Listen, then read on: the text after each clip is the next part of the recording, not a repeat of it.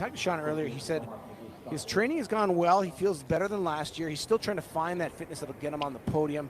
Very consistent shooter. He's kind of the backbone of the American relay. So Claude finding his way up to second. Still following Komat's the leader, but only 1/10 of a second back though. So he essentially tied at the 1.3 kilometer mark. Of course with Otto Envenius.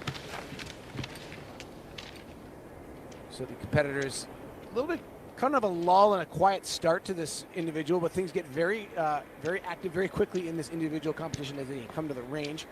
Here's Envenius now. He's 4.3 seconds off the time of Komat's. Not anything to really worry about. You really want to make sure those first 5 shots go down in individual competition. He's just kind of feeling out, seeing where he is. Wouldn't worry about those 4 seconds yet. Nicholas Hartweg, the Swiss athlete, we struggled quite a bit with injury and illness, but looked very strong in his season opener. Second here in the individual 2 seasons ago. Yeah, he likes this venue. It's his maiden World Cup podium finish on this exact course just about 2 years ago to the day.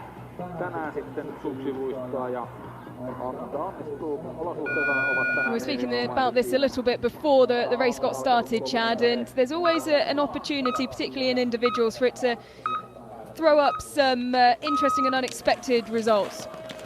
Absolutely. I think that this is always the opportunity. These individual competitions are always the best opportunity for somebody to get. You wouldn't expect to get on a podium and shooting very well and then getting their first podium. And Hartweg is a great point as we see Brandt come up for the first time check. But Hartweg and David Zobel, who will go later in the day, Zobel will start 81. 2 years ago, they each got their first World Cup podium at this venue in the first individual of the year. So it just goes to show you that when they shoot clean, they both shot 20 for 20 that day, and these are the low-lying fruit for those athletes trying to get their first World Cup victory or podium. You've seen Dmitry Shemaev get underway at 93% prone shooter last season as the first athletes making their way up the wall. David Komat's.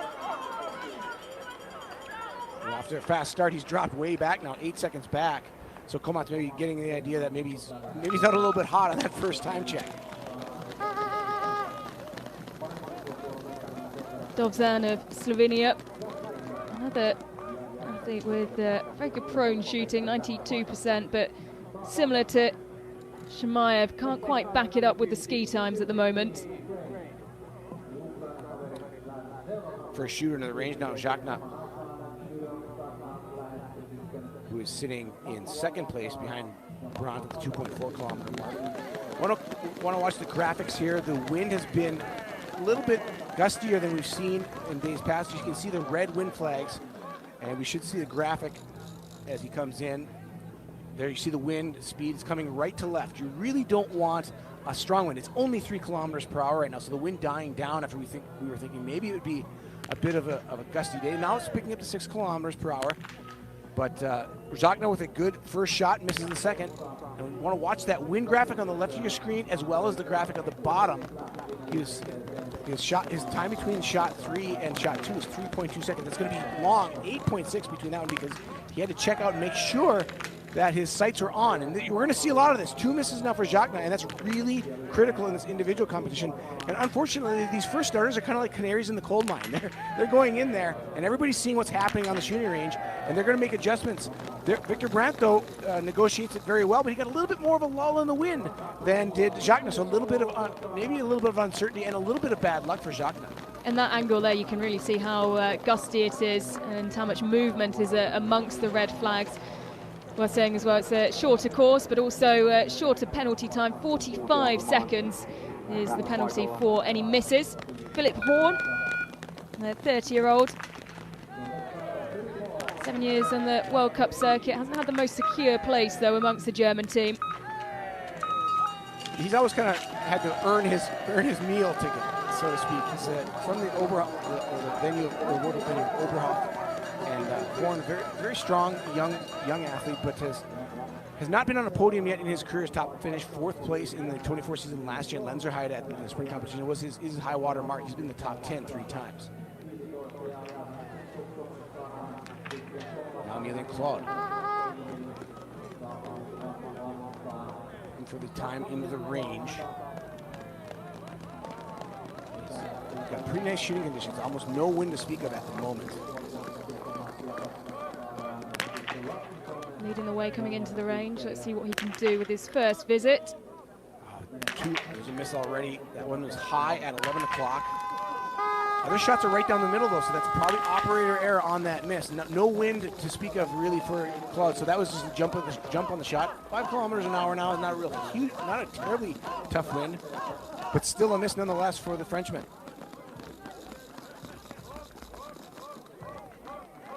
You can hear the noise from the crowd and the chants as Otto Invenius makes his first visit. See how Invenius comes into the range. 13.4 seconds back on the leader in the range. You can see he lost it. If you're watching the bottom, you see the 1.3 kilometer mark, you see the 2.4 kilometer mark, and Jorge comes in and shooting. She came in 13 seconds back, but he's shooting very quickly and clean, so he's going to make up some of that time, perhaps that he lost coming into the range. The time now he's at, going to go past of the leader after shooting 1 bronze. And he'll check into 4th spot, just 10.6 seconds back. Good start for the young Finnish athlete. So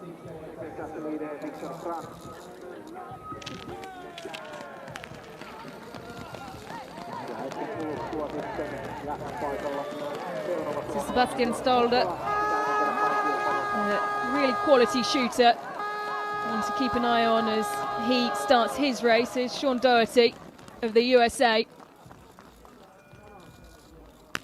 Victor Blunt still leading at this point.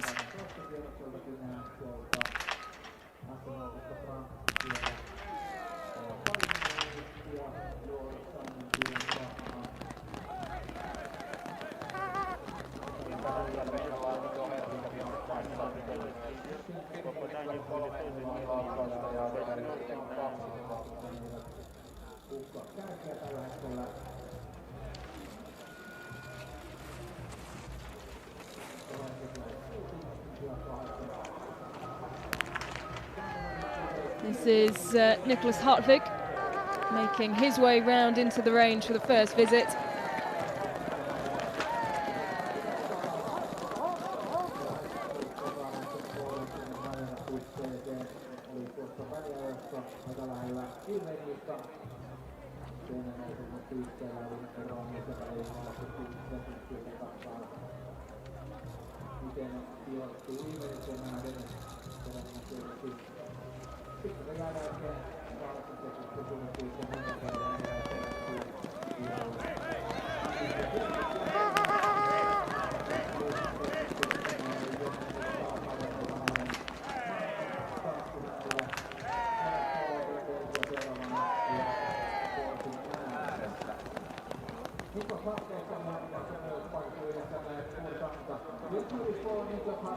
Yeah, held his composure incredibly well, Nicholas Hartvig.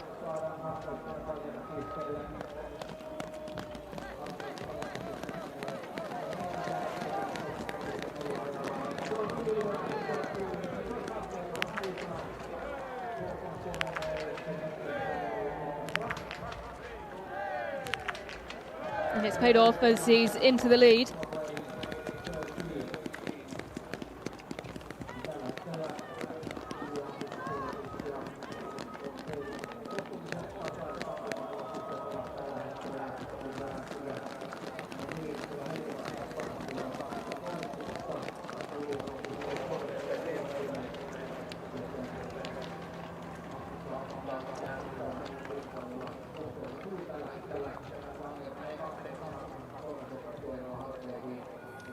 Get a picture of the Norwegian. There's Vebjørn Sørum now, the first of the Norwegians out on the court, getting ready to start.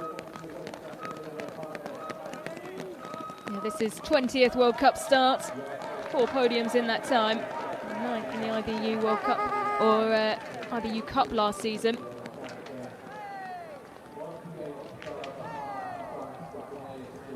Stroemsheim, just 26 years of age, kind of on the younger side of the Norwegian squad. He's a solid 80% shooter, but he had a spectacular finish in that opening mixed relay to take the win for Norway late in the competition. That's got to be giving him a little bit of confidence coming in. Now we're looking at the world champion from the pursuit in the World Championships in Östersund. Dimitro Panucci has one crowning achievement in this sport, coming in 8.7 seconds off the pace. So got a little bit of time to make up, but the biggest thing is just knocking those shots down. Watching the cadence, 2.2 seconds from 2 to 3. 2.2 again. Look at like clockwork. That's what you want to do. Just get settled in and do exactly what Panucci did. That is really good biathlon right there. Hartvig into the lead in the 4-kilometer split as well. Leading by 3.8. So Panucci comes, he's 8.7 seconds back coming in. Gave up a little time. He might have been in his setup. His cadence was plenty fast, 2 seconds per shot. Here's Andres Rostiguyev, one of the first big names on the start order, and he's clean. He comes in 5 seconds in arrears, but shoots clean and is out quickly. He's going to challenge the time of Hartvig. I think he's going to fall just outside of it, though. Yeah, 3.3 behind as he exits the range. Golden rifle strapped to his back. Philip Horn now.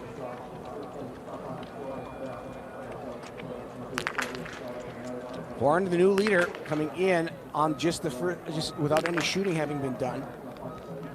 3.4 seconds. Has a shot now to take the lead as Brandon Zachna come in to shoot for the first time from standing further down the range. Nice solid first hit. Lot to watch here. Wind doesn't seem to be a factor. Right down the center. X-ring shot right in the center of the shot. Another one, really good solid shooting. Taking his time though. Closer to 3 seconds per shot, but well done. Had a 3.4 second lead, and he's going to leave very close to even, or maybe even just outside the time of Hartvig. Hartvig hanging out at the top spot still, and Horn will not catch Hartvig. Yeah, Hartvig still laying down the marker as he goes through the 4.3 kilometer split as well. Jerry Longer though, just 0.4 behind him. Michel Kretschmar.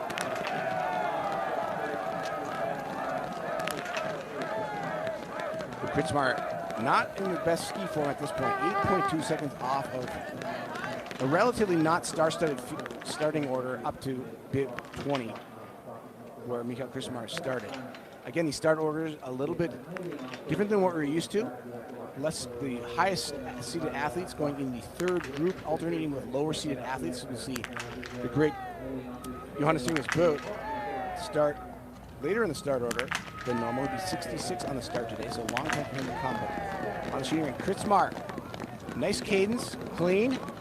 Will not challenge, though, already past the time of Hartvig. So Hartvig, who has already had a podium finish here, is currently leading the early stages. Still 3 shooting stages to go, though. A lot of work yet for the Swiss athlete to do to try to find his second podium here in Kontiolahti. Emilian Claude in for his second visit, a missing 2. That's a shame. 3 misses already in 10 shots, and he knows. You can see the dejection on his face. You know that feeling. Where you come in, you have so many high hopes for your first race of the year, coming in and you drop 1 the first stage and you make it worse with 2 in the second. Now he's just kind of like basically turning this into an exercise of training almost for the rest of the season, to try to dig himself out of this hole. Yeah, a quick look there at Quentin Fielmeyer, his teammates, who will be next to join the action. The Crystal Sima.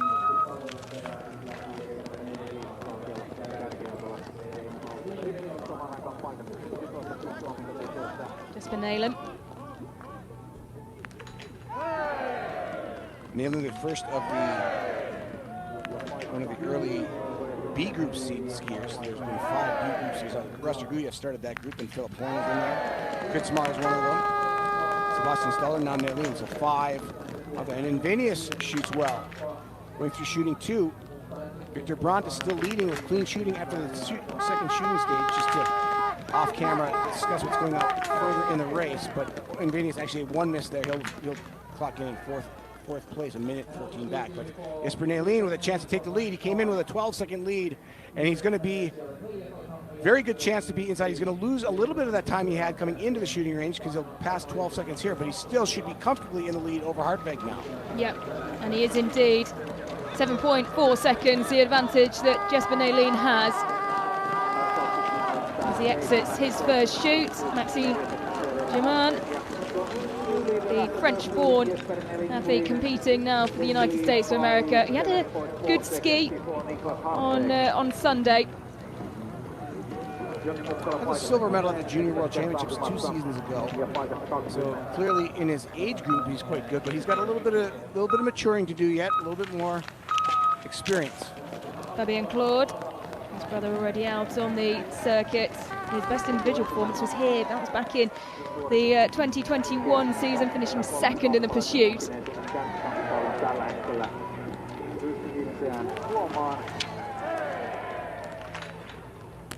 Back to the range, Nicholas Hartweg. So the pressure starting to build, 9.2 seconds in the lead. That's not surprising. Remember, we're jumping back and forth between later starters and early starters. Hartweg now into the second shooting stage of 4. Has a 9.2 second lead. Very deliberate, not too quick. 3-second cadence right now, 2.4. A little bit uneven on the shooting cadence, but perhaps feeling a little bit confident. Nice shooting by Hartweg, and he's going to set down he's setting down a great performance for everybody to chase. He's skiing well. Well, he was second here 2 years ago. Has shown some really strong early season performances. And will come out 3.2 seconds in the lead. Back with Björn Sölum. So trailing by just 1.5 seconds. So opportunity here to move past Nalin, but he drops that fourth shot.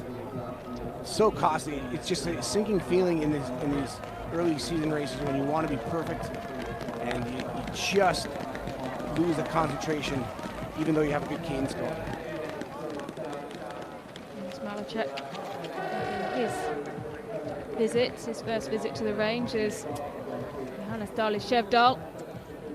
Now we're getting into the big names, Ellen. The big names.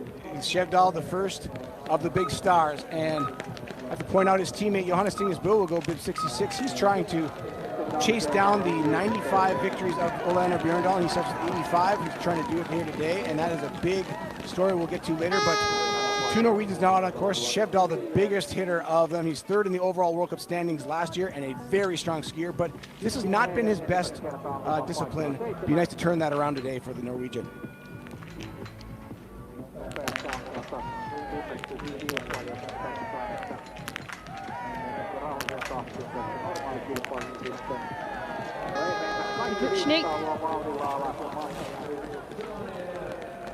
For his second visit after going clean on his first. Not quite at the level of skiing of Hartweg. You can see on the graphic on the bottom, he's got 14.4 seconds in arrears coming in. So Hartweg definitely skiing better of the two. Both athletes clean through 5. Hartweg clean through 10 shots. So good. Hartweg through 7 kilometers in the lead, but only by 1.9. Pedrucci's clean as well. He's not going to take the time down of Hartweg, but he will likely move into the second spot. He's got 38 seconds to get to Shamayev, the time of the Romanian. But there's a lot of time there, Ellen, for that gap. As that gap grows to now almost 15 seconds, it's going to be over 15 seconds for Pedrucci. Somebody's going to come in and shoot clean and fill in that gap between himself and Hartweg. And you can already see that some of these skiers from the seeded group are already skiing faster than Hartweg.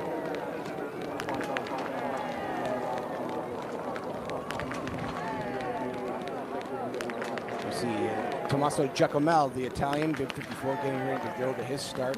These are really pensive moments this time of year. The first race of the year, always so much expectation put in. You've been training for the better part of 8 months trying to get ready for this competition, 7 months since the last competition, and you just have to try to put the nerves out of your head. There's Philip Horn now. He's clean through the first stage. Horn comes into shooting number 2 in the lead, 3.2 seconds ahead of Terry Longer. but he has a miss on the third shot. We're calling the breakout. So Horn will drop down the standings with that missed shot. Meanwhile, Didier Bionat's on the shooting range for Italy. And a miss for Bionats as well, the 24-year-old. Onto the mixed relay team that finished 5th on Saturday. Bionat's really not matching the time of the leader, though. 9.6 seconds coming in, so he will drop down the order and waiting for somebody to challenge the time of Nicholas Hartwig after two shooting stages. Leader after shooting one, though, is Nelin. He's still coming to the shooting range for the second time. Hartwig was 7.4 seconds back as we go to Emilia Jacquelin to start. Yep, Jacquelin on his way.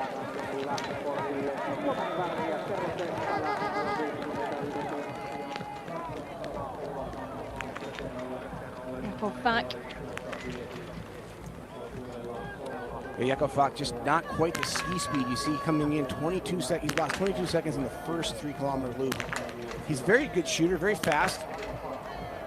World champion in this discipline, but just as the years get on, he needs a few more races to probably get his top fitness back. He can still do it. Can still compete at the highest level. He had some good performances last year. Did Falk. Coming through the first shooting stage, he will check in the 7th spot, 15 seconds back.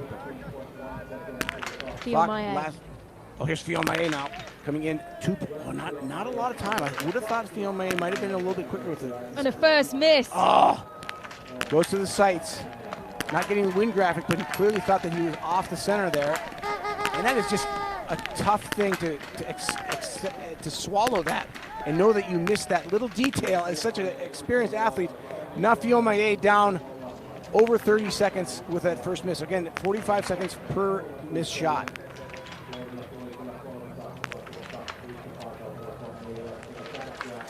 Jesper Nälin. Here is the story we kind of want to keep an eye on. Nälin is skiing fast enough that we have to make sure that we keep our tabs on him. Yeah, clean through the first shoot. Leading by 21.8 seconds over current leader Nicholas Hartwig, who is clean. Nälin taking his time. Has an Olympic gold medal in the relay. That's his only major championship accolade, but there's a miss. Immediately, and a second miss for Nälin. Just a disastrous first standing stage for him. Now let's drop down to Fabien Claude.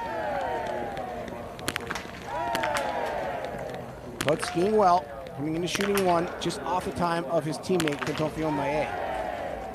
Second faster than Nälin, but Nälin now we know has misses, and so does his teammate. So Fabien Claude now trying to take the lead at shooting number one from Jesper Nälin, and remember Nälin has 2 misses, so really not a factor. So even if Nälin is beating him at this point, this is kind of your leader, your potential leader on the course, even though he's back a few seconds now after shooting one in the second spot, 2.5 seconds back. Eric Perrault next into shooting, looking back on the course in the current standings. Dali Shevdal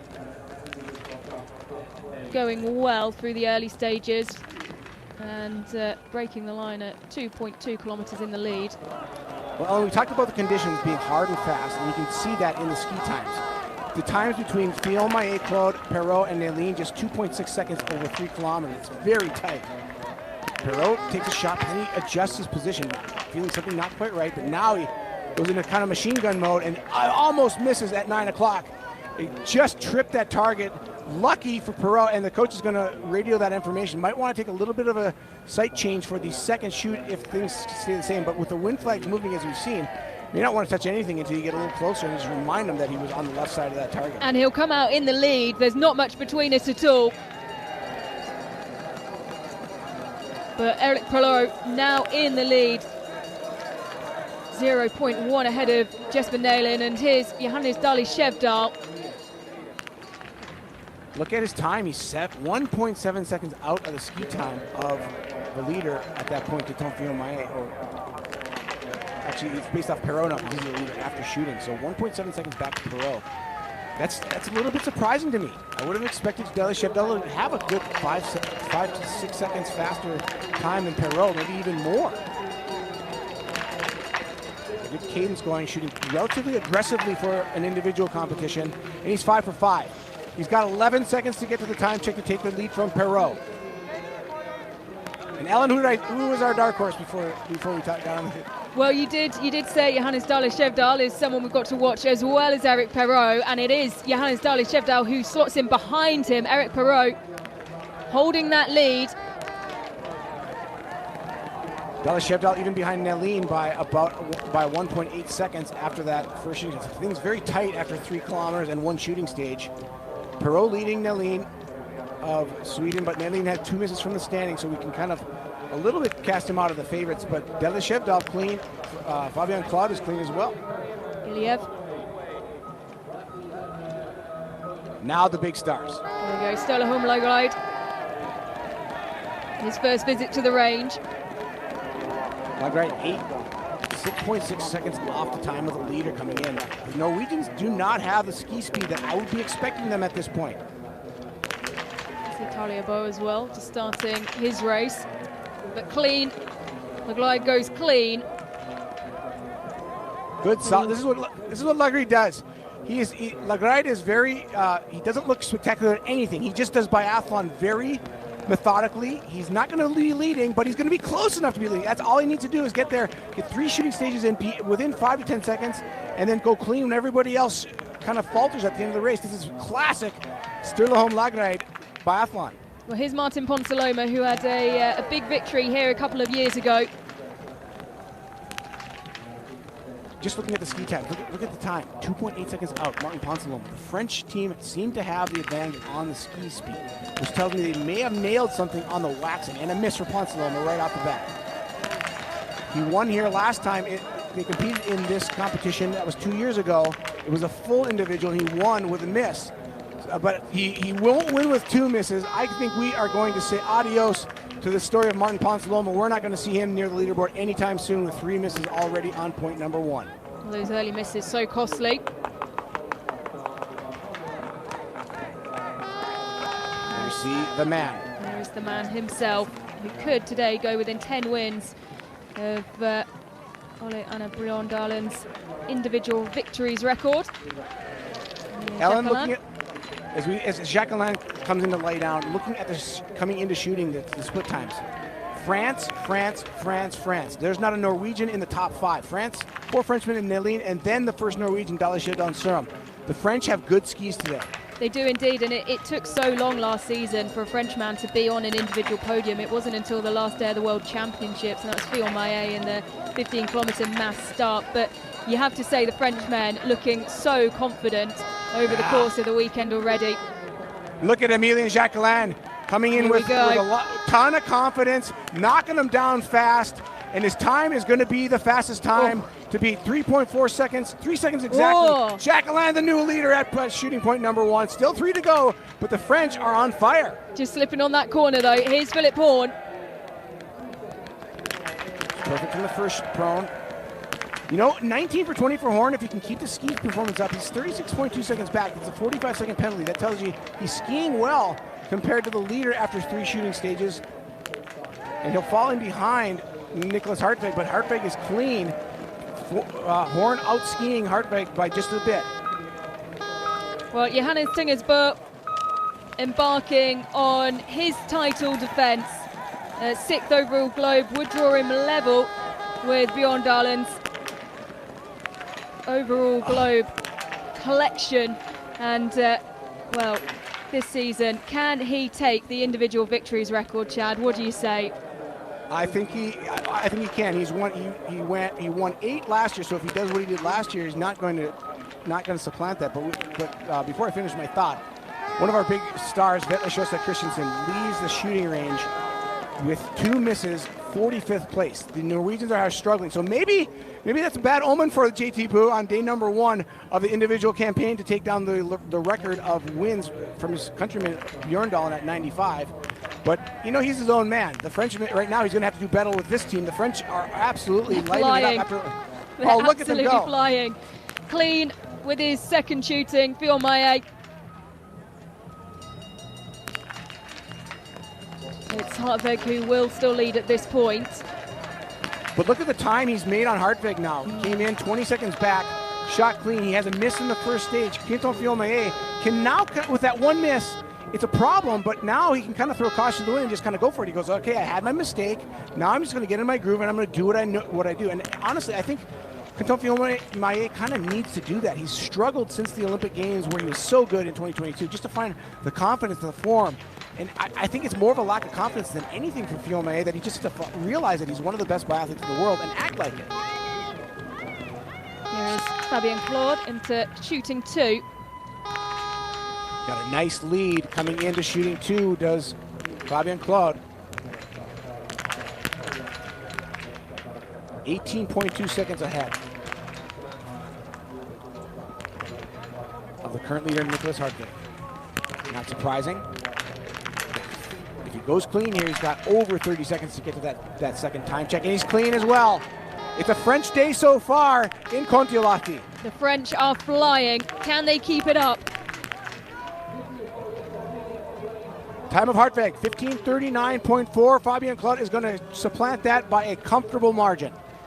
Yeah, he'll have plenty of space. 15.6 is the advantage. I tell you, besides the miss from Kontiolahti in the first shooting stage, the French are almost perfect. Their skis are gliding well. Their confidence are flying high. They've won that relay on almost perfect shooting performance. And everybody else is left trying to find a game plan to take down the French right now. The French are looking the best, though. Someone else we're talking about in terms of dark horse, and someone we haven't seen much of as he comes into the range for the first time, is Sebastian Samuelsson. And he's skiing well. We knew that from the relay. He's 5.2 seconds in the lead coming in. Just have to keep it clean on the range, and there's a miss. You can see Eric Perrault in the top of your picture, though. He goes clean. And Perrault goes clean. 2 misses for the Swede, and that is for everybody. And Perrault now coming to the time check of second shooting. He's clean. It's going to be tight between him and Hartwig. Well, it's Fabien Claude who leads the way at this point now, and Eric Perrault, where will he slot in? He will be ahead of Nicholas Hartwig, but behind his countryman. Perrault just has to now just settle in and not get too excited about the fact that he's there. Fabien Claude is going to be very, very calm about it. A lot more experience does Claude have. And here we look at Hartwig on the final shooting stage. Can he hold it together? Oh, he's got a miss. Got to put the backstop mentally on that miss. Thinking about it, and he drops it. Oh, classic biathlon. The opening up the door for everybody behind him. This Nicholas Hartwig on the final shooting stage. That is a classic 20th shot right there. Well, here's Talia Book.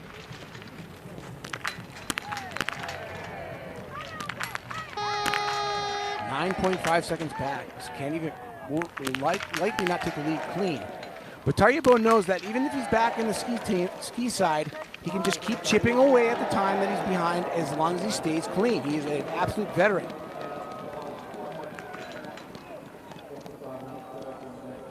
He'll come in to 13th spot for Bo. 15.2 seconds back.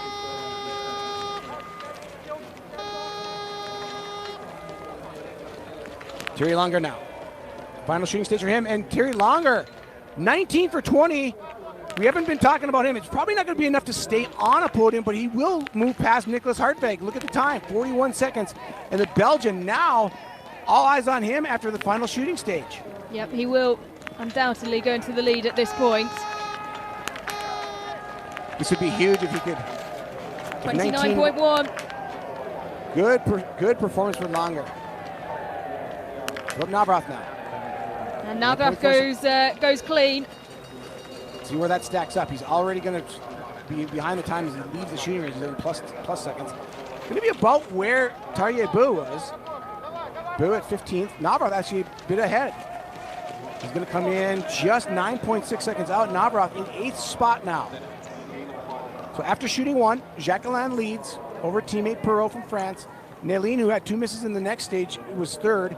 Dalashevdal 4th after first shooting stage. And Emil Stroemsheim, who we've not talked about, clean as well, 5 seconds back in 5th.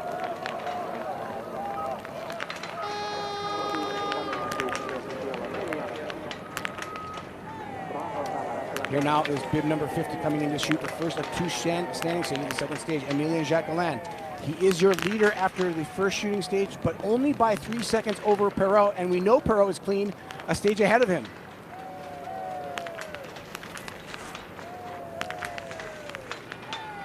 Jacquelin into shooting 2.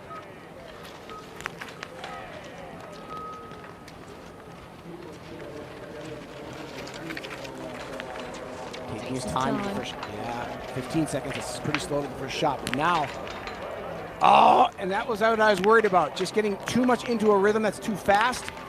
But in his defense, that is how he's used to shooting, and he just let that one shot fly. Well, here is Johannes Tingersbø. No surprise, leading by 7 seconds, but what is a surprise is not that much time. 7 seconds, you'd expect Bø to take about 10, 15 out of the field. And he's clean and perfect. He's trying to make his way from 85 to 86 wins today is Johannes Tingersbø.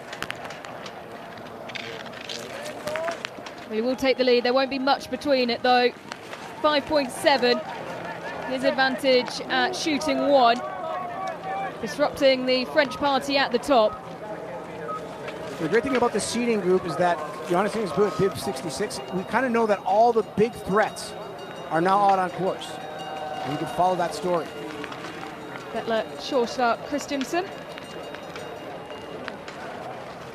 2 misses from his first visit to the range. 129 back coming in. Tough place for him to be right now. He's just kind of racing for pride, trying to go clean from here on out. Maybe work some magic and come from the backside where people drop a few shots, and maybe 18 is the winning score. And he goes clean from here on out. He might find himself in contention in the last lap. That's all he can do at this point is wait for others to miss and stay clean. Those early misses leaving things out of his hands at this point. Just a Strelo. 2 misses. And Strelo knows that he needs to be his perfect self. He's the best shooter, second best shooter on the World Cup statistically last year, and he starts the day with 3 misses. Absolute dejection for the young German. It's so uncharacteristic for Justus Strelo.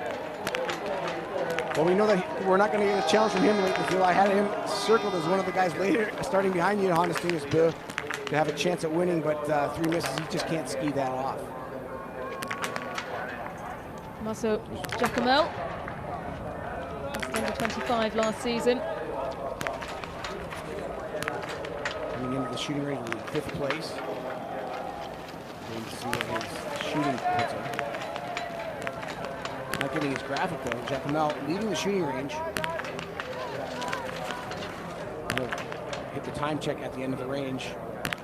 See if we get the graphic. We're watching our Jacomel is right in the middle of your screen in the blue and white suit of Italy. As you see the standings after shooting number 1, Johannes Tingersbø with a small margin over Emilien Jacquelin. The only one who's clean through 2 though is in the top 3 is Perrault. Johannes Tingersbø still has to shoot, but we know Emilien Jacquelin had a miss in that second shooting stage. Maxime Germain clean, 22 seconds back in 17th after shooting number 1. That's a good start for the American. Here now is Fabien Claude, leader after shooting number 2 into the 3rd shooting stage. Claude comes in with a 20-second lead. But remember, that's just the people ahead of him. He's got to beat the people behind him too. Really in the flow right now is Claude. Just got to not give him any smelling salts. Stay asleep and just do what you do. And there's the first miss, the first chink in the armor. And that's going to be costly for Claude. Let's see where that puts him in as he comes to the time check. Well, here's Sebastian Samuelsson, who has already dropped 2 from his first visit. You know these competitions, you can miss a couple in the first and then... And there's another though. Can't afford 3 misses. Nobody can really afford 3 misses in an individual. No, he's such a quick skier, but he won't be able to make that up. So of the stars who have missed shots, I think that Christensen is one that can still come back. He went 2-0. If he can go 0-0, you might find him near the leaderboard at the end of the race. With 2 ways to, but you have to, with that strategy, if you miss a couple early, you absolutely need some of the stars to miss late. And Johannes Tingersbø is very good at not missing late and holding on to the win. So the door open for the great JT Boo to get win number 86. Lagride, 14.4 back at the 8.4 kilometer mark. Second place right now. Back to the range with Eric Perrault, who's gone clean so far. This is third visit, starts off well. 2 for 2.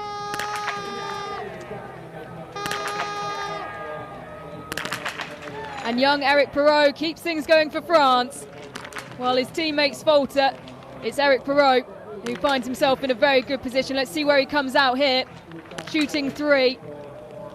New leader, I think. Oh, it's going to be tight. It's going to be tight. It's this fractions in it. 0.1. Eric Perrault leads at shooting 3. Called that a little early. I didn't realize that it was coming up that quickly, but he is still in the lead, but it's very tight now. Hartwig is kind of out all by himself. Bib number 11 just floating out there with clean shooting into the last shooting stage, but then misses the 2. We know, we already know the story ahead that Hartwig has 2 misses, but this guy is 19 for 20. What a great performance for bib number 12, Thierry Langer. 28 seconds. He will top the table by with 10 athletes now over the line. As we head back to the wall and Johannes Tingersburg.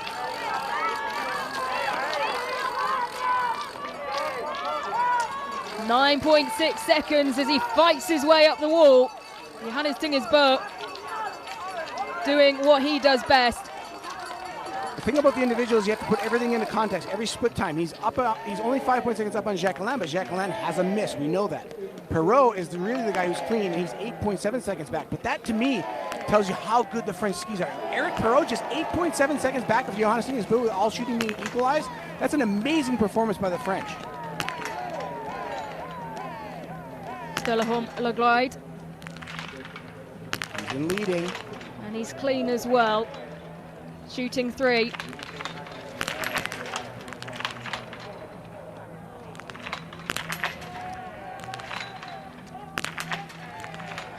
Can he hold his nerve?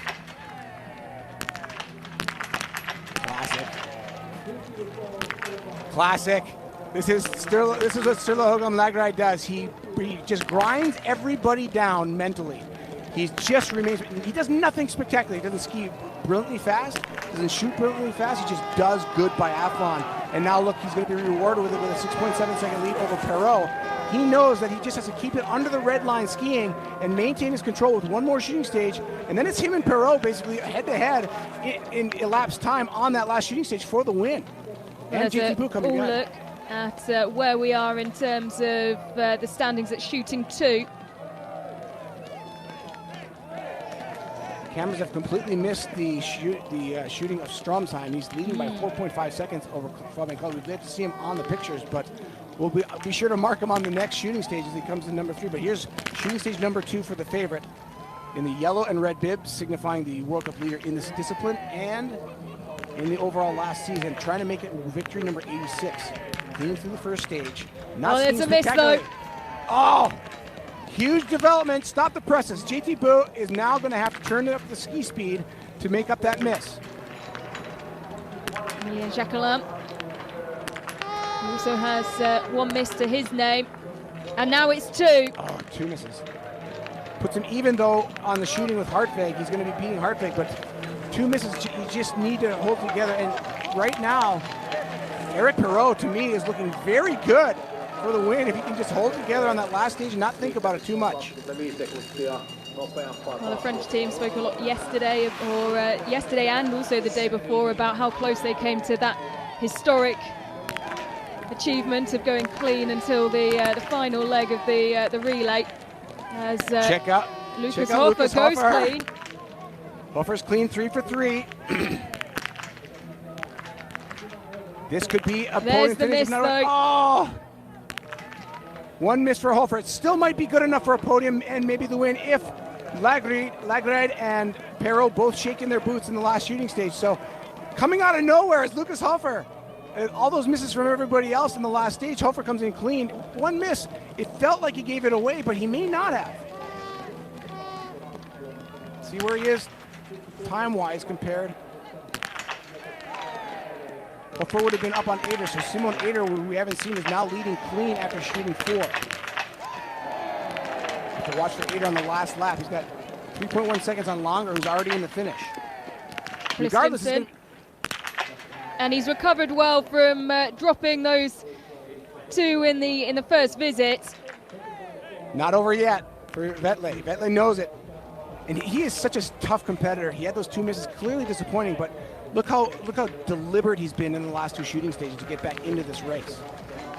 Fiolmaye in the top corner of your screen, and we'll now go on board with him as he goes clean in his final visit. Oh, he's skiing fast too. Look at him pick up the ski time. Came into the shooting range 44 seconds down, but lots of misses. He's got to take down Eder, who's clean on the day. He's going to have to be almost a minute and a half faster than Eder skiing to take the lead here. See the time of Eder, 32:50.9. And Kenton Fiolmaye will be the new leader. You can see he's going to have about 20 seconds on the Austrian. He should only put more time into him over the next 3 kilometers. Tommaso Giacomo. That's his 3rd visit, shooting 3, and he goes clean. So looking at this, just kind of handicapping this. He's got 2 misses. He's not going to be among the leaders now. He needs some time to dissipate those 2 misses he had. But if Giacomo can remain clean on the last shooting stage, he's still in it. So is Vetle Sjostad Christensen. But really, everybody chasing Sturla Holm Lagride and Eric Perrault, who have yet to shoot their final stage. They're clean through 3 shootings, as is Simon Eder. But Eder now supplanted by the 2 misses from Kenton Fiolmaye. Fiolmaye leading by 21.6 heading to the finish. Here's Stroemsheim. We haven't seen him yet. He's clean through 2, coming in to shoot 3. He finds himself in a really good position. Shooting conditions have been pretty good, Alan. We have not seen a lot of missing due to wind. Stroemsheim trying to just keep it smooth, keep it consistent. Nice solid hits, right in the center. And it's perfect.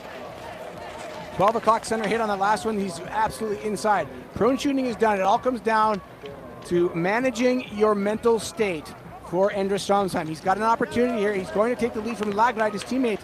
Out skiing Lagride. That's a great performance by Stroemsheim. 14.3 seconds up as we join Sebastian Samuelsson, who has struggled today immensely through the range. 5 misses. It's not been his day at all after 2 podiums over the weekend. He performed so well representing Sweden as part of those teams. But today, when it comes down to the individual competition, he hasn't hit the mark. Flying on the skis, though, he's under 2 minutes back with 5 misses. So watch out for him in the first sprint. Here we go. Eric Perrault. Can he stay clean? He's got an ocean of time over the field coming in. 43 seconds. And you just can't think. Just go in your mind, pretend you're training on a summer day. 1 to go. And he misses right at the end. It was so close for Eric Perrault. Almost faultless until the end, but where will he come out?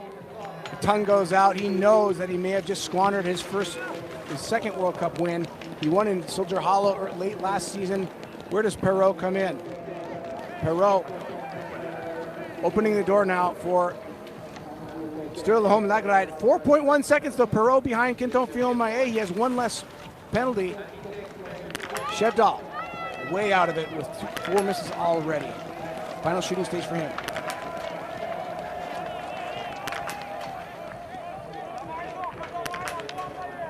And a miss to start things off. And another miss as well. It's all fallen apart for Johannes Dale Shevdal. Well, you put it into 3rd gear and come home. That's all you can do at this point for him. But really, the Norwegians are battling the Frenchmen.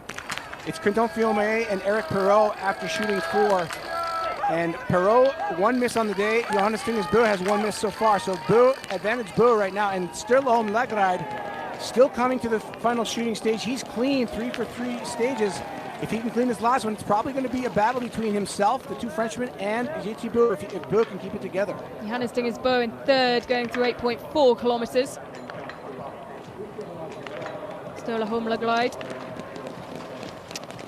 for shooting 4. If anybody gives me confidence that they can pull this off, it's Sturla He's so good at this pressure situation. This is nothing new for him. He's won multiple times with this kind of pressure. And he absolutely loves this individual. He's a world champion in this discipline. Starts with a hit. Big lead, 53.9 seconds coming in. Takes his time on the third shot, but gets it. Measuring his performance. He goes clean. Stroemsheim Lagride will come out with a big advantage here. And he knows now that it really comes down to just the great one, Johannes Tingnes Bø, with anyone behind him that has a really good shot at taking this time down. And this is a huge lead over Fionn Maillet, who had 2 misses on the day. 47 seconds for Stroemsheim Lagride. Martin Ponsaloma hasn't had a clean visit to the range yet. Can he end on, well, what would be a high in terms of shooting? He can't. Well, he's really struggled today. He would have wished to replicate what he did here 2 years ago, a shake of the head. Okay, Sweden are really not registering much. Here is Johannes Tingnes Bø now in his 3rd shooting stage. He's got 1 miss on the day. Really, with his ski speed, he's still 7.4 seconds back. He's not obliterating the field on the skis like we're used to seeing in years past. He needs to be perfect from here on out, or it's going to be his teammate Lagride with the win.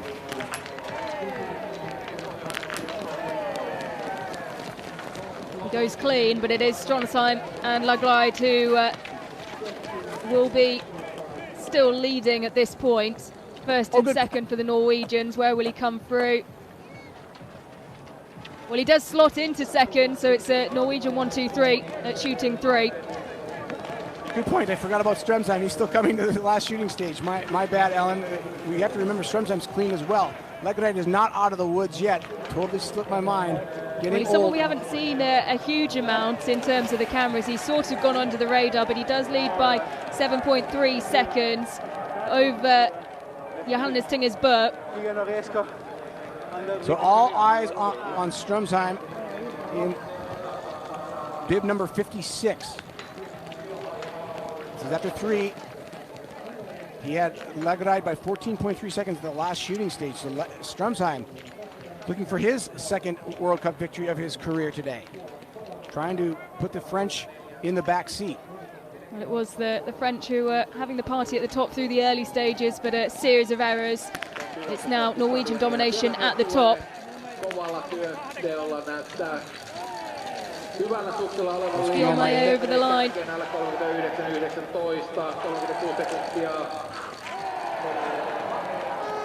Fionn Maillet by 36.7 seconds, but still, look at Terry Langer. Got to feel good for him. He gets supplanted as well just a few seconds later by Jakob Falk, who's 19 for 20. That's a great performance for probably not going to stay on the podium, but still, nonetheless, a 1 missed day for him. 35-36 now athletes over the finish line.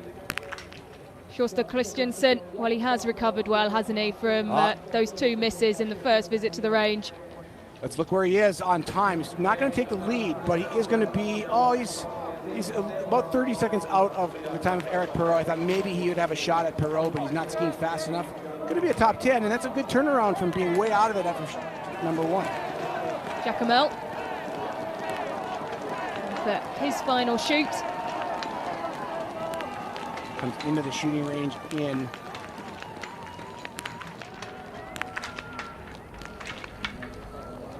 9th spot. That miss is probably going to be tough to absorb. 2 misses, it's going to drop him down out of the top 10. Here's bib 40 now to the finish. Fabien Claude. 2 misses. Trying to take down the time of Falk. It's going to be very close between him and Falk. Oh, Fox is going to get him by a little more than 2 seconds. So into 3rd for Fabien Claude.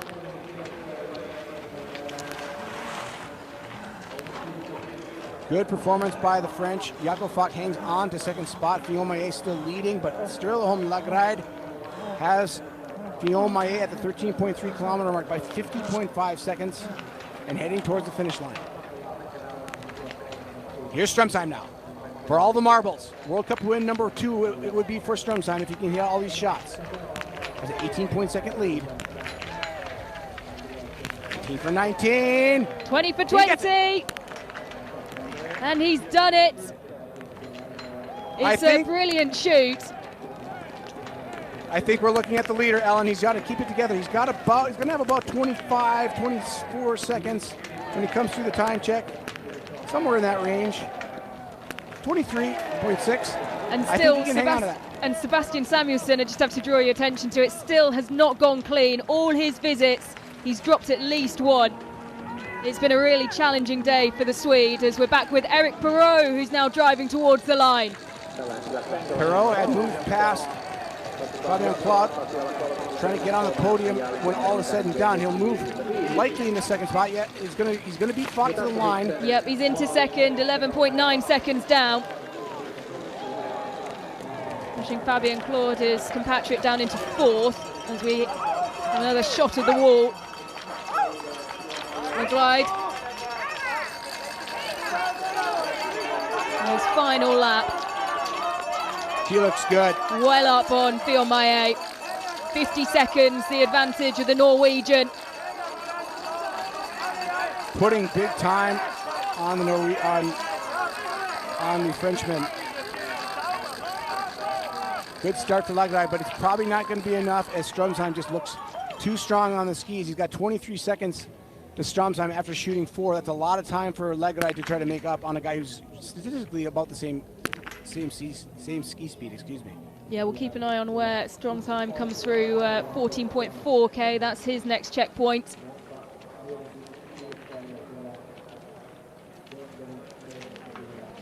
So things kind of winding down here on this men's short individual as Sturla Holm Lagride comes toward the finish line, bib number 46. Been a solid day for him. So good at this 4 shooting stage individual competition.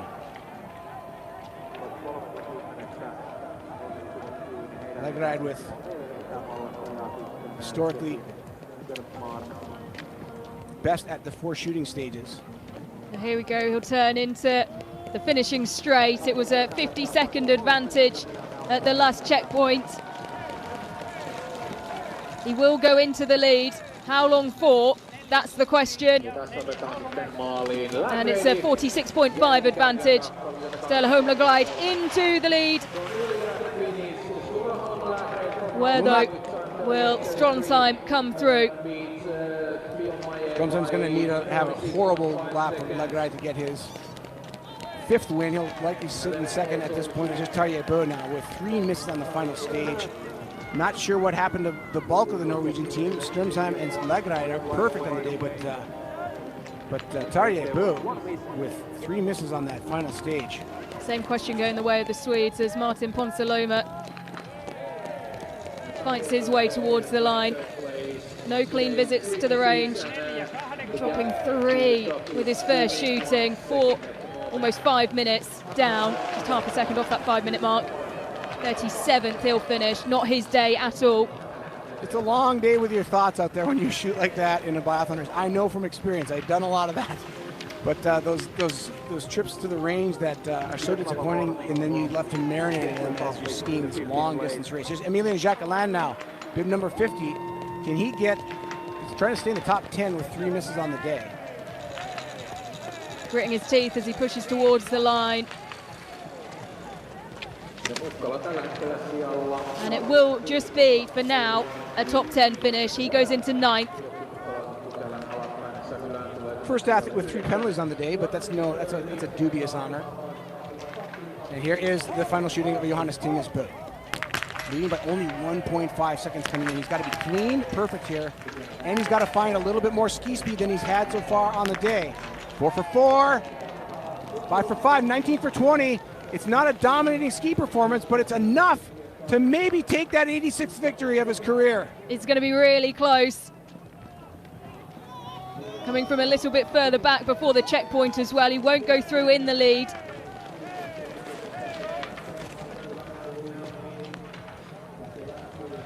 But it will be second, 7.8 seconds down. Well, he knows what he's got to do now for that 86th win. It's 7.8 seconds is the gap. I got to tell you, Ellen, he does not look in his top fitness. We saw the early season races from Norway. He didn't look very good there either. You expressed some concern to me about that, and I said, don't worry about it. He always finds his way back. He may not be bouncing far enough back on his fitness that he expected to, because he is definitely in a fight for this win with his teammate Stroemsheim. He is indeed, as we flick through the lower order. Still within the top 30, these athletes. This is shooting 4. Should point out Maxime Germain from the United States, 19 for 20, currently sitting 14th at the finish. That'd be a hallmark, huge personal best for him if he can hang on to the top 20. Ziggy Mazet, the reaction, the mastermind behind the shooting performances of this Norwegian team. He's got a mixed bag today, but he's got guys in position to win. He's got Stroemsheim here, who is now trying to take home his second victory in World Cup competition. He's perfect on the day. Those 4 zeros, such a nice thing to see as an athlete. 21.3 seconds back. He looks great. Yep, and he is up. So that's the final time checkpoint before the finish, and he has gone through 21.3 in the lead. Well, it's a huge gap then from the glide back to Fillon-Maillet, which really embodies the struggles that the French team had out on the range. Look how close it is between Stroemsheim and Lagrade in these last loop. At 13.3 kilometers, 21.5 seconds. At 14.2, 21.7 seconds. At 14.4, 21.3 seconds. They're wavering about 0.4 of a second between the two of them. Stroemsheim seems to have enough to take down Lagrade. They're skiing almost identically on this last lap. Will it, however, be a Norway 1-2-3? Stroemsheim in the closing stages. A 21.3 second advantage. And Johannes Tingersbo at the last checkpoint they both went through. 7.8 was where he was behind. Stroemsheim, will he be able to lay down a time which is unable to be challenged by Johannes Tingersbo? He's done all he can for now. Stroemsheim over the line. 24.2 ahead of his compatriot Lagrade. Where now is Johannes Tingersbo. The great trick for Stroemsheim now, he's done everything he can. It's all up to Johannes Tingersbo to see how this plays out, but he's got to feel great about what he did. It was a solid performance, very good skiing, even with Lagrade, and actually pulled another 3 seconds out of him in that last few hundred meters, so a good finish by the young Norwegian Stroemsheim. Yeah, no doubt it will be a podium, but upon which step will he be stood on? You know, Ellen, I was just thinking back up to about 35 minutes ago, and how we were lauding how great the French were doing and how poorly the Norwegians seemed to start. But, you know, this is why you race the whole race. This is why you compete the whole competition and you wait till the last shot is fired, because the Norwegians have flipped the tables on the French in the second half of this race. Yep, and a look at Vitaly Manzin, who has gone clean. He's into 4th. His huge. Final lap now. This is it was a big performance over the course of the last couple of days in the relays for the Ukrainian team. And well, if they can have an athlete finish just off the podium in 4th. Got Pedrucci in 8th as well, so the Ukrainian, 2 guys in the top 10 right now. And just to point out, Vitaly Manzin sitting in 4th, his personal best in a World Cup is 31st, so this would be a huge jump forward for him. Well, we were saying that just earlier on, weren't we, Chad, about how often, particularly the individual event, can throw up some surprises, and well, it's something we love to see. 2 Americans in the top 20 right now. Campbell right in 20th, Maxime Germain in what was it, 14th. So we didn't see them in the competition, but the young American guys, they both won medals together at the Junior World Championships 2 years ago in the same event. Now sitting in the top 20. Great performance by both of them. Another look at Stroemsheim coming over the line. He has done all he can, holding top of the table for now. And we are waiting on Johannes Tingersbo to come through 14.4 kilometres. That is when we will be able to gauge a better idea of whether that gap has changed at all. It's close. We have the 13.3 kilometer mark. We missed it on the camera, but Johannes Tingersbo came through 13.3, 4.7 seconds back of Stroemsheim. He was 7.8 leaving the range. Here's Taljabo now. Yep, Taljabo. He was 21st going through 14.4. 2 minutes 58 seconds down. Should point out those 3 misses in the last shooting stage were his only 3 on the day. He went clean 3 times. We missed most of his shooting, but sensing he had an opportunity, dropped it in the last stage. Yep, 20th place for Kontiolahti. With his younger brother fighting his way up the wall, and he's down 3.3. It's going to be incredibly close. Can he find those 3 seconds? It's gone down. He started this loop with 7.8 seconds in arrears, got to 4.7 back at 13.3, now 3.3. He's not making the time in huge chunks like we're used to seeing him do it. It's a very even match ski-wise right now between Johannes Bö with about 6/10 of a kilometer, 600 meters to go. It's 3.3 seconds, the amount he's got to make up for victory number 86. Now that's over the line, 19th for now.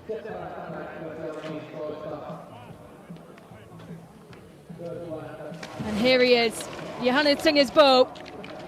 A win today would put him within 10 of Bjorndal's individual victory record. He's going to have to dig deep. He'll round the corner here. You can see the clock ticking down. Johannes Bö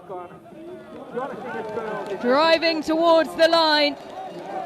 The clock is ticking down. Will it be Stroemsheim? Will it be Bö? There's not going to be anything in it at all, and it will be second place for Johannes Bö.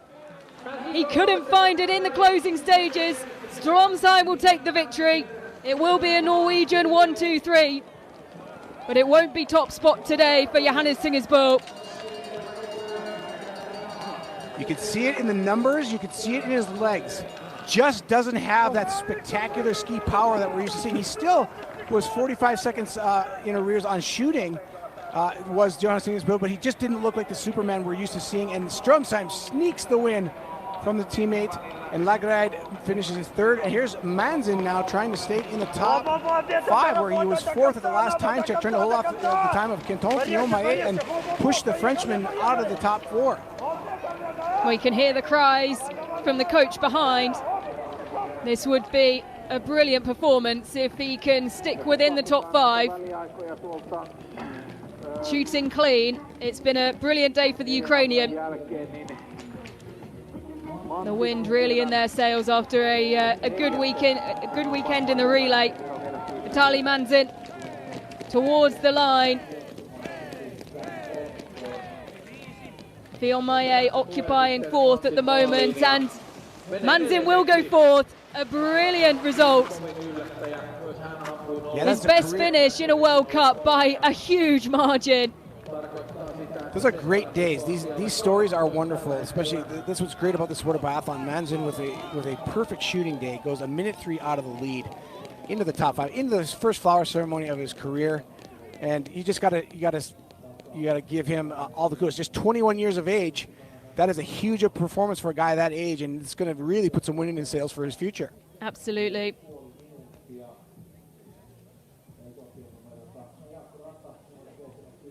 What a result for the young Ukrainian. Young Gunter of Poland. Nice shooting for him, 18 for 20. It's the higher bib numbers now coming through the range for the final time, shooting 4. Well, Chad, now we've seen the majority of it, the new IBU start group rules. What do you make of them?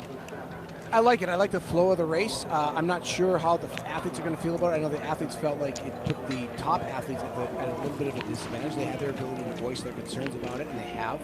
As we see Justus Strelo now coming through, but I like the flow just from the perspective of being a viewer and a fan and a commentator.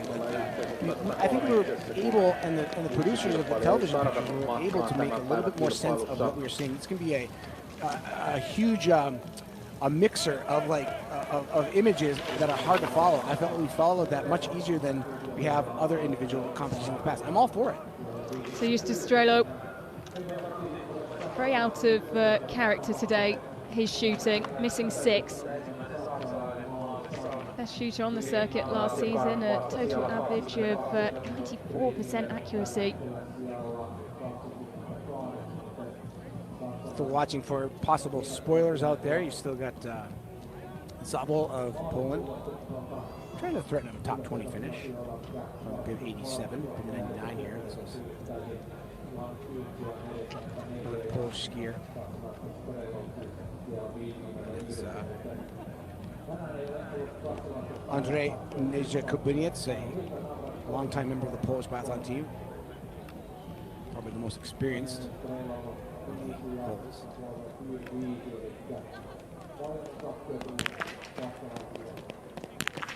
Coming to shooting number 3, so still some athletes not even to the final shooting stage yet. Nice clean shooting for him. Yeah, 103 starters, wearing bibs up to 104. We've had 67 through now. Final few athletes coming through, shooting 3. Slots into 53rd spot for Nezha Kubinets.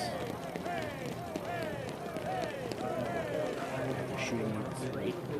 Yeah, just 5 more athletes to come through, shooting 3.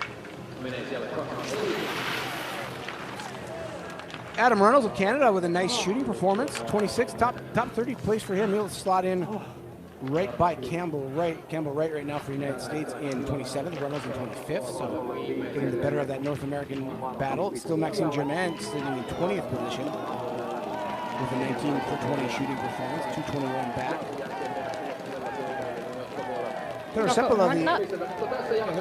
Welcomed home. 35th for him, 19 for 20. That's a great performance. Got to hang his hat well on that. I was just going to say, as he was going across the line, Tero Seppälä, the top local Finn, is currently in the finish line in the 18th spot with 2 misses on it. Jake Brown now from the United States. Brown with 3 misses on the day, trying to get in the top 40. Top 40 get points and get ranked. You need to be in the top 40 to get a point on the day to actually mark yourself in the rankings. Jake Brown trying to do just that. And fall just outside that space. Well, you were talking to Campbell Wright earlier on today, Chad. What do you think? We posed the question a couple of days ago about what he would want from his season, but what's he said to you on that matter?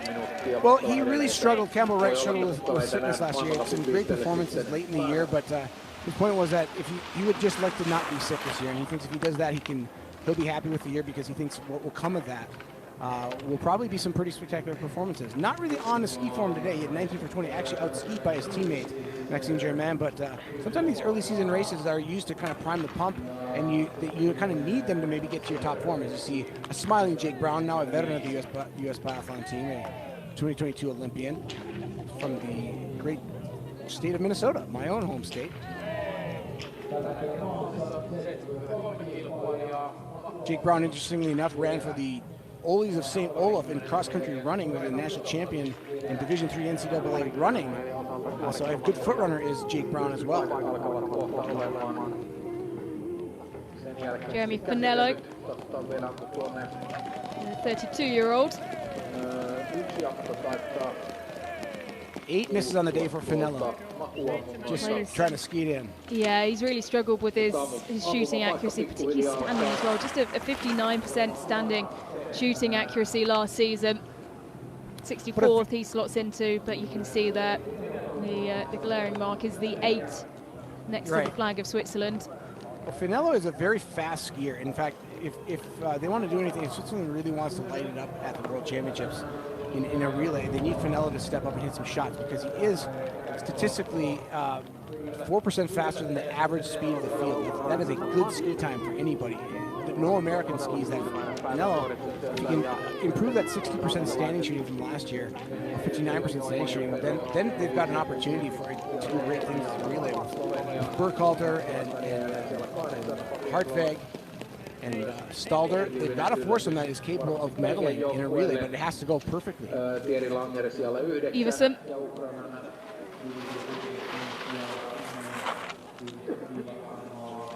Another of the Swedish athletes who missed 6.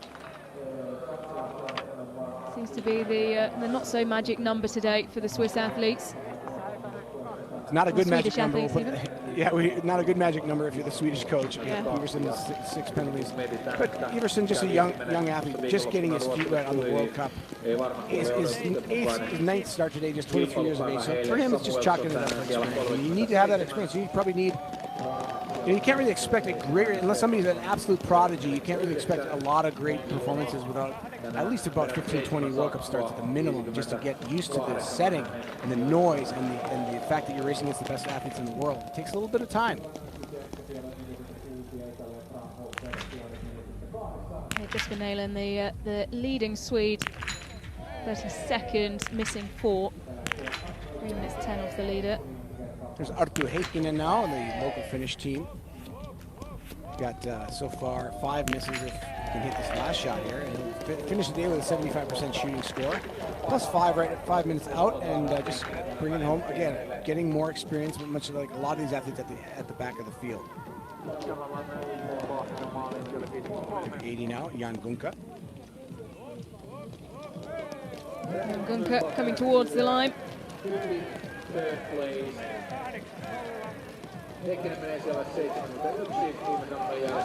36 he'll slot in at. Right now, one better than his best ever finish. He's 37th, and Östersund last year in the sprint, that's his top World Cup finish, so maybe a personal best for him if he can hold off David Zobel, who just came across the line for that. And he can. Zobel will go in at 53.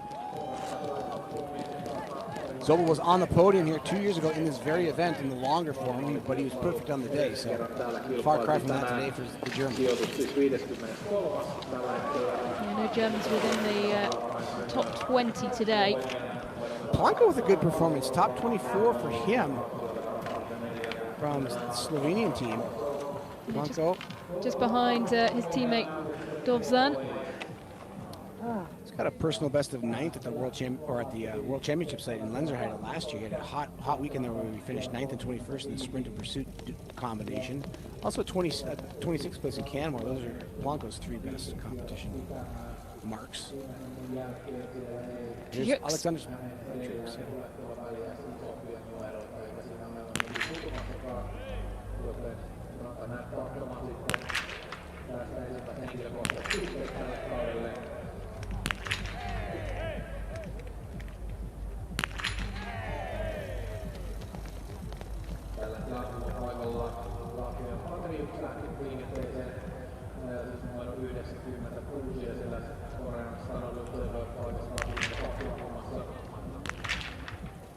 So just 10 athletes to go now through shooting 4. A clean shoot so far for the Slovakian. Yeah, this could be something special for him.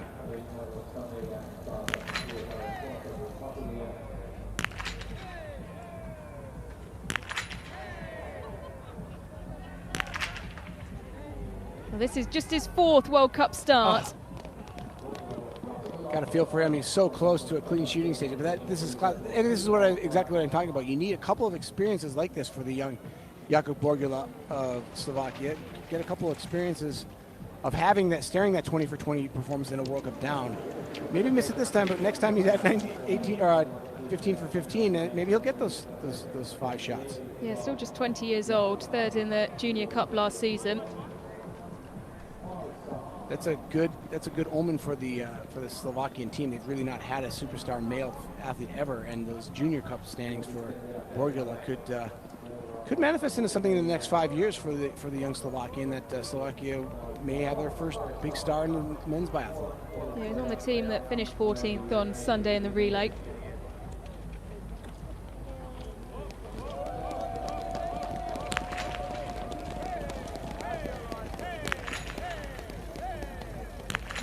Kubanets back through again. And clean on his final shoots, his final visit. So 19 out of 20. Good biathlon by Nezja Kubanets. Sitting in, coming into shooting 4. I'm trying to see where he was after shooting 3. He's going to move up the standings there. Yeah, and at 46, 1 lap still to go. He's Canadian now. Logan Pletz. He competed mostly in the, yes, a brilliant way to end out. Mostly on the IBU Cup last season. He did end the season though on the World Cup for the races in North America.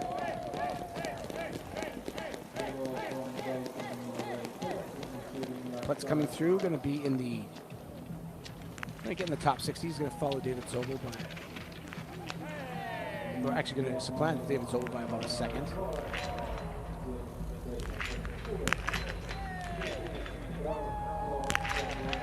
Pletz, the Canadian, just that's 25th World Cup start for him.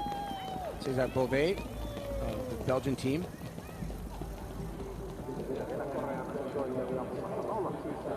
César Beauvais struggled at the end of last season, losing 9% standing accuracy over the course of the season in comparison to the season before. He'll be looking to get himself back on track this time round. This is Marcin Zabel of Poland with a 19 for 20 shooting performance. That is a great performance on the range for the Pole. Top 50, coming in at 49.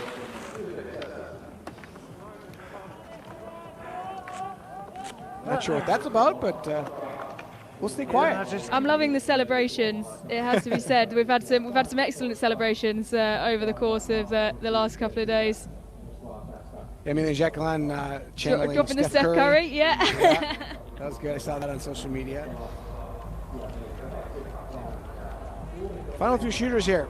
Final start on the day. Konstantin Vasiliev on the shooting range, and he'll face these 5 targets, and that will pretty much close the range down once he leaves. Got a solid performance so far. 3 missed shots. We can get 85% with the 2 hits here. That'll drop to 80 and then down to 75, and that is the look of, I know how that feels. Had it going well, and there's 103 and 104 together. He's got Kirill Bauer from Kazakhstan right behind him. Dombolovski. Numeronsa mukaiselle sijalle, eli 86 tässä Liettuan mies sitten. 55, 2 misses. Losing his first 2 visits, going clean in his final 2 loops around the range.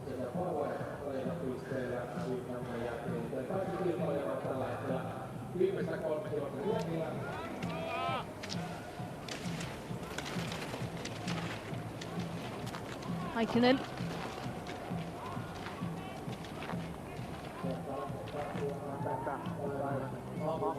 Just looking at the standings here, these will determine the yellow and red bib for winner of the discipline and leader of the World Cup. Stroemsheim will get both of those, but then Maxime Germain might be the blue U23 World Cup leader after today, sitting in the spot. I'm just going to kind of run through here. Actually, yeah, we're going to have a sprint to the line as well, and that's the difference being on home snow makes is Arttu Heikkinen found that extra bit of motivation roared on by the crowd in stand A.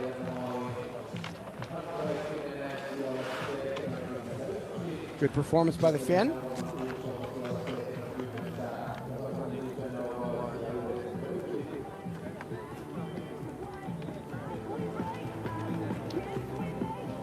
Ten athletes yet to tackle the wall for the final time. Ja vielä reilu 10 kilpailijaa siis saavumatta maaliin.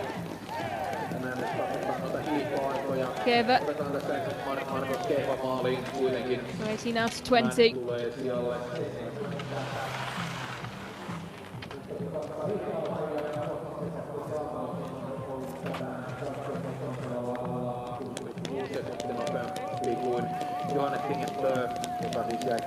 Only making his debut this year as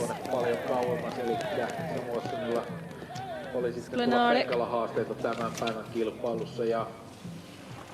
Over the line in 65th. He actually had his best finish here back in the 2022-23 season. That was 45th, unable to break the top 50 today though.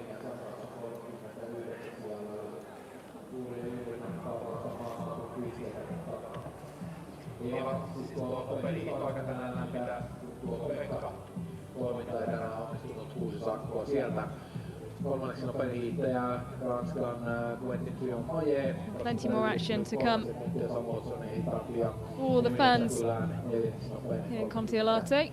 And for those of you watching from afar, back tomorrow at the same time for the women's short individual, 12.5 kilometres. For sprints and the mass start to round out the weekend.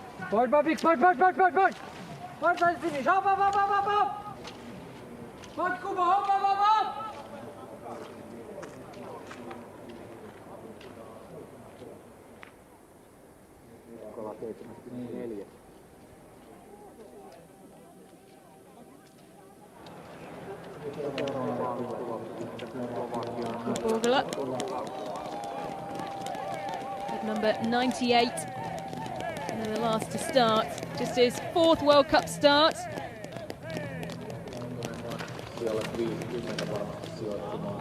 He'll go in at 46. That's not a bad effort at all. Not at all. From the Slovakian youngster, just 25. Yeah, Ellen, just looking at the results here and what looks like, I like to look at personal bests at the end of the day. We know who won the big event. We're going to celebrate them momentarily. But, Ukrainian with a huge best, Vitaly Manzhin, drops his personal best from 31st to 4th today. Thierry Langer comes in, finishing with 19 for 20, 9th place for him. That is bettering a 15th personal best prior to today. So Maxime Germain from the United States, a personal best of 45th before today, comes in 20th with a 19 for 20 shooting performance. So, and then looking at the U23 bib, it looks as though Manzhin will take that blue bib this year they dropped it from under 25 to U23, much like there are a lot of other sports in the Olympic movement. And it looks like Manzhin will get that blue bib at the end of the day for the Ukrainian team. And that's going to be a point of celebration for the Ukrainian program. Oh, absolutely. An exceptional performance. Just off the podium, but his first flower ceremony. It has been a day for the youngsters, as we just saw. This is actually his first individual start. As you mentioned, 3rd on the World Cup or the Junior Cup last season. He's 20 years old. As all the athletes now through 14.4.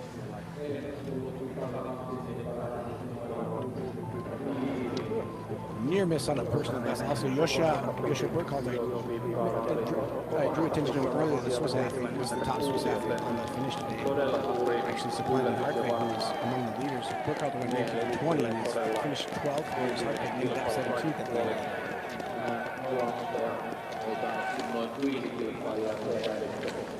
Great noise coming from the dedicated fans who have now crowded around that front row of the stand to call every single athlete home.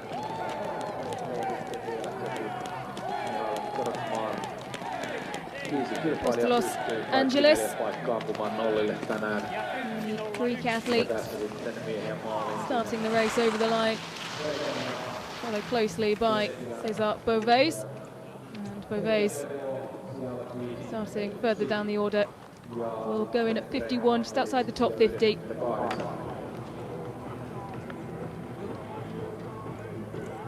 Into the triple digits now, bib number 100. Dujin Choi of Korea. His best performance of 58th in Ruhpolding.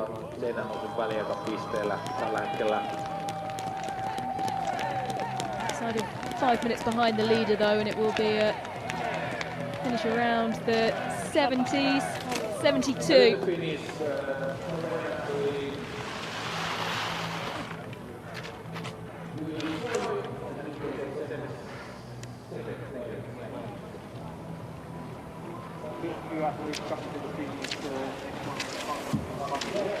Vasilev of Bulgaria. His 20th World Cup start today. Still 21 years old.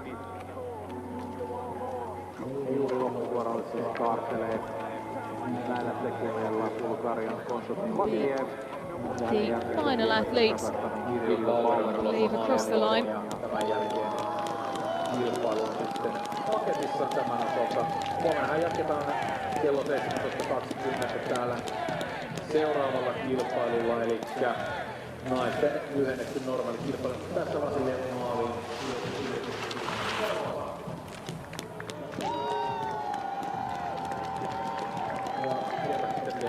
Kirill Bauer of Kazakhstan, the last athlete over the line.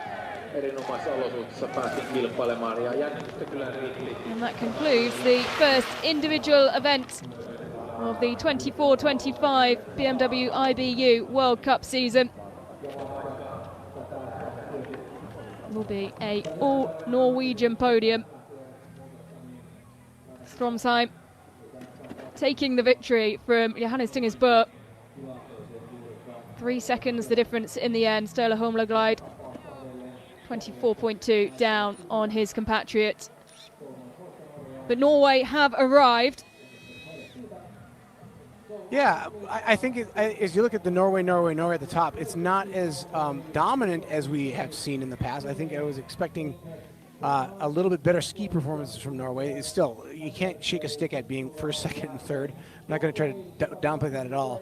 And I think it really was it was incumbent on the French to keep their shooting together at the end of the stage if they want to take on the Norwegians. They looked like they might do that early on in the day. They came out with really good momentum off that relay win, but then just kind of had little mental lapses. You know, Perrault hit 19 for 20. 20 would have put him on the podium ahead of Lagride, and the French are shut out of the podium with those little misses at the end. The Norwegians in the end, Stroemsheim clean 20 for 20, Boo 19 for 20, Lagride 20 for 20. It's going to be hard to beat Norwegians when 3 Norwegians go 1 miss total between the top 3. It's going to be a hard time to get on the podium, even when Johannes Tingersbø clearly not on the dominating ski form that we're used to seeing him. He did not ski much faster than I expected. He only outskied Sebastian Samuelsson by 3.3 seconds, and Jeremy Finello for Switzerland was the 3rd fastest skier on the day. But other than that, the Norwegians were not blazing fast on the skis. They did it all today on the shooting range, and you got to hand it to them. Tip of the hat when the French looked like they were coming on strong and pressing them. So you can see the results flicking through your screen there. Confirmation of all the athletes down to the final across the line. 103 completing the individual event. We did have one DNS.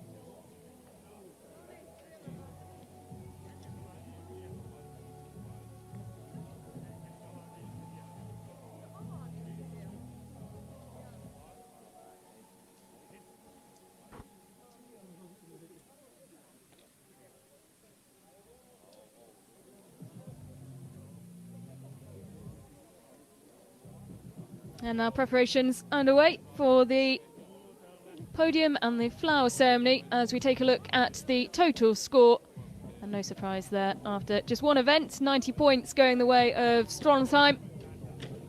He will be taking the yellow bib away from Johannes Tingersbø, who wore it as the overall total score winner, of course, from the end of last season, wearing it for this first individual event. Yeah, a little bit of money prize money goes along with that. Wearing that yellow bib, every time you start with a yellow bib, you get a little shot in the arm financially, and that's going to be nice for Endre Stroemsheim. He's never worn that yellow bib, and it's a really huge honor, even though it's the first race of the year. Anytime you wear a yellow bib as the leader of the World Cup, it's really a pretty awesome thing. And you can see the under 23 there next to Campbell Wright. So we will, as Chad rightly said, the blue bib now drops down to under 23. We will highlight those athletes as we go. I should go to Manzin today, the 21-year-old. What a great thing for them as you see Stroemsheim go through his performance. Just super solid biathlon. He comes in with good fitness, confidence in the relay. It's the nod for the men's relay start. They don't win the relay, they lose to France, but still Stroemsheim comes into this individual and just does classically good biathlon. What the Norwegians expect from at least somebody in their camp, and they had 3 guys do it well today, and they're all 3 on the podium.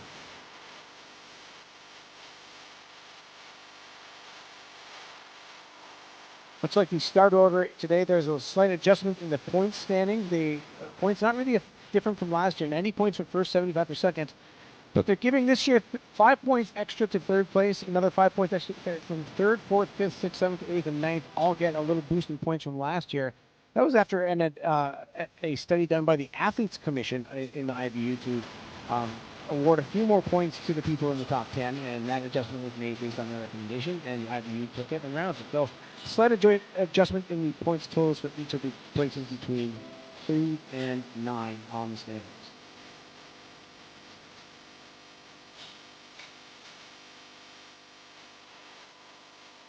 Laglide, another 20 for 20, almost a win for him. 24 seconds back, that's third spot. And Johannes Tinger's boat was not able to do the expected today. I think in 9 times out of 10 over his career, he was 7.8 seconds back with 3 kilometers left to speed. He would have taken the win. He didn't do that today. And that leaves a little bit of a question mark. Not a huge question mark, but it leaves a question mark open for the rest of the season. And when is he going to find that fitness that he would have made at that time, like past years? So next time we will see the men in action will be for the 10K sprint. It's on Friday.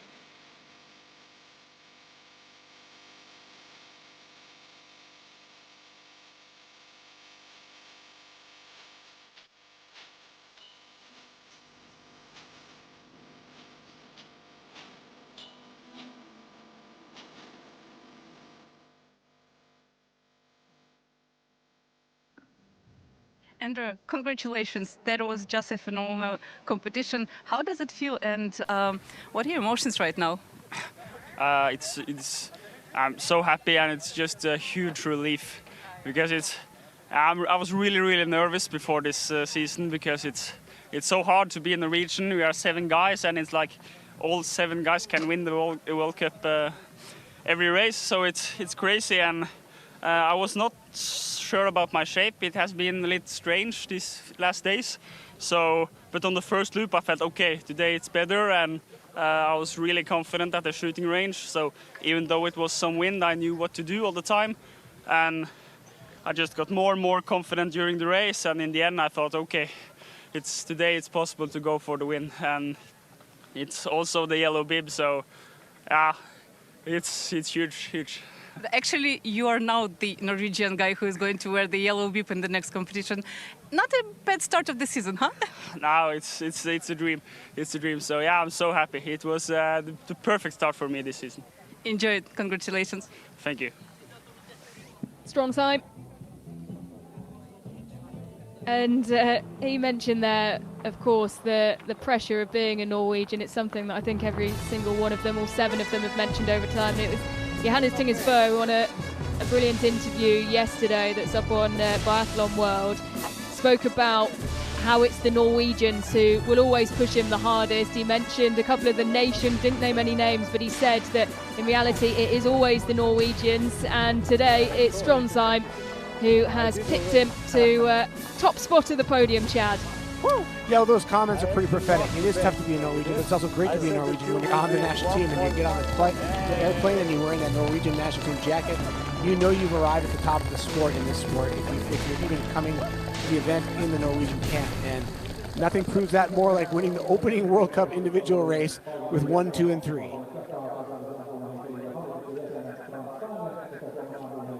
So the top 6 having their bibs adjusted, they're ready for the podium and the flower ceremony.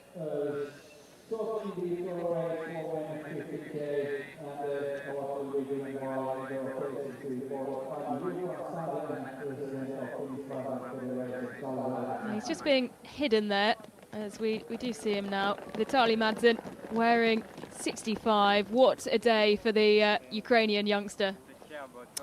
Yeah, he's probably pinching himself. But the great thing about this, it gives the Ukrainian program a shot in the arm. They have been good in the past. And Madsen kind of delivers some rays of hope for a country that is obviously under a lot of stress other than sport. And a nice little bit of news to send home to Ukraine.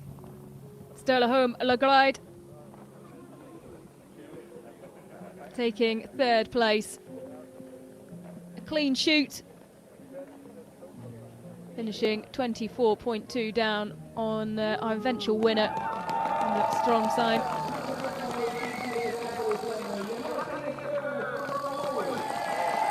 And a huge cheer for Johannes Tinger's boat,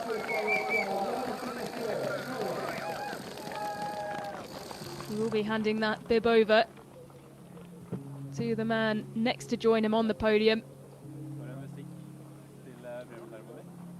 I was thinking it's interesting. I wonder what Johannes thinks, but how he actually feels about his performance. I think he knows that his ski speed has to come up a little bit to dominate like he has in the past after today's performance. Still a solid one, 19 for 20, but it makes me wonder.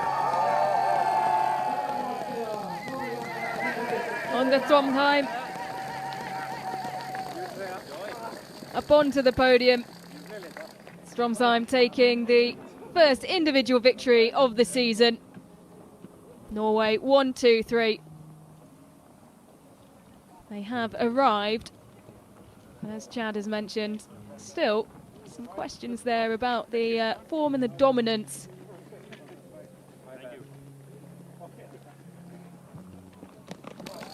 Of that man who will hand over the yellow bib.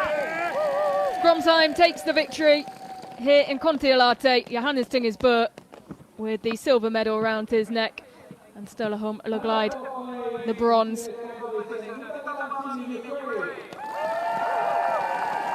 Well, an equally big cheer there for Vitaly Manzin. Theon Maillet finishing 5th. And Eric Perrault, who led for so much. And a really strong performance. Just slipping away from him in the end, finishing 6th.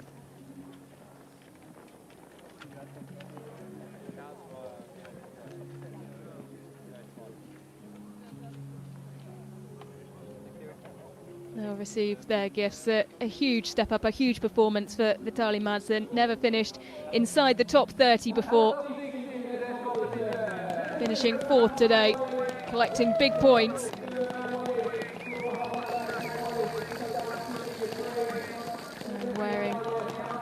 The blue bib as the best under 23.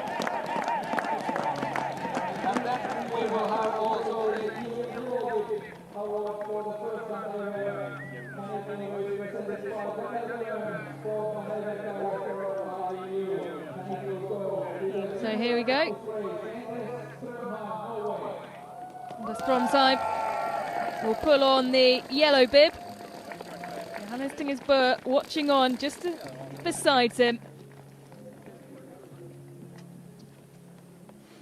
He'll be hoping it won't be long until he gets his hands on that bright yellow bib.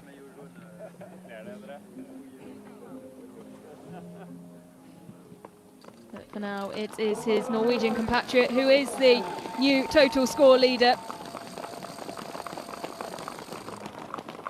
And we'll take the extra prize money that yellow bib brings.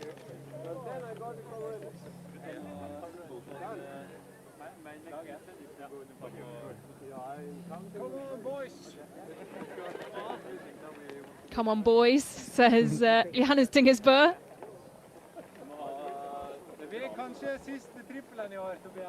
It's funny, any other nation who swept the podium would be having an absolute celebration. It's almost like situation normal, Norway 1, 2, 3 for the Norwegian team. Well, we spoke about it, Chad, and you rightly brought it up in that it is Norwegian 1, 2, 3, but they have taken potentially a little bit more time than expected to arrive here in Kontiolahti and the opening week of the BMW IBU World Cup. They do, however, then take a clean sweep of the men's individual podium. But questions still about the form of Johannes Tingersbø.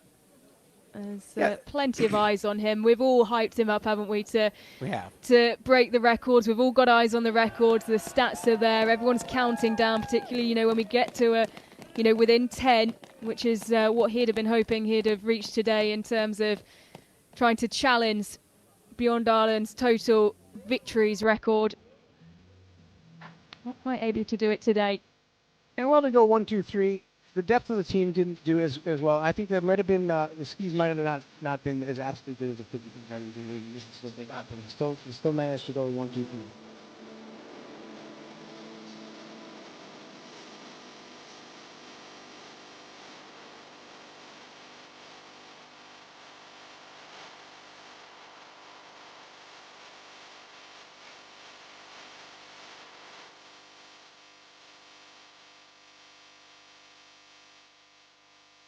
So we have completed the first individual race of the season, and we will be back tomorrow for the women's short individual.